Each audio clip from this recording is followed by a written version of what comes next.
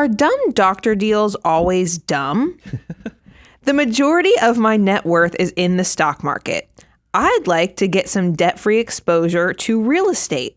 If I'm not sacrificing the financial order of operations, is it foolish to try syndication?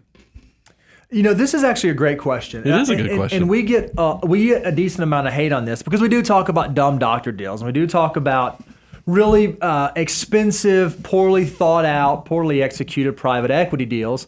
But that's not to suggest that they're all bad. There are some private equity type investments that have really big payoffs. Or real estate syndicate deals. Or real estate syndications or things like that have wonderful ROIs and create great experiences. But in my experience, those are the exceptions more than the rule. More often than not, I see people that are not at the place in their financial journey they should be get involved in deals that they don't really understand what they're doing. Because once you do start getting into either private equity or real estate syndications or investments like that, there is a level of sophistication required. You need to understand what you're doing. It's not as simple as like opening up a brokerage account and just going and buying a publicly traded stock. They operate very, very differently than that. Look, this is, you have to have the make wealth behaviors first. And I think too many Americans they do what they think wealthy people do versus actually taking the steps.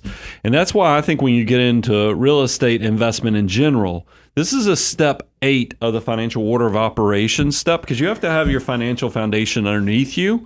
And then, but by all means, once you get to step 8, if you want to get into real estate, and let's talk about syndication specifically.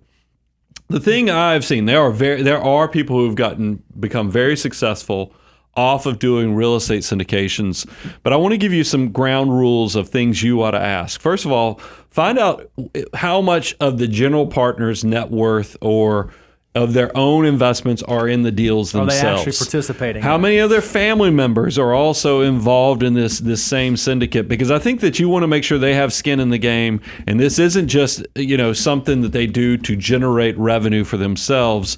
Find out what their percentage of the operating expenses are annually, and then also just make sure you've seen the track record, because there's a lot of people out there that have brochures or maybe don't even have much experience doing this, and they're out there saying, hey, all you have to do is go build an apartment complex and we'll do this and this and this and this and you'll be rich. And they don't get into the location, the research, all the things that they're doing, occupancy.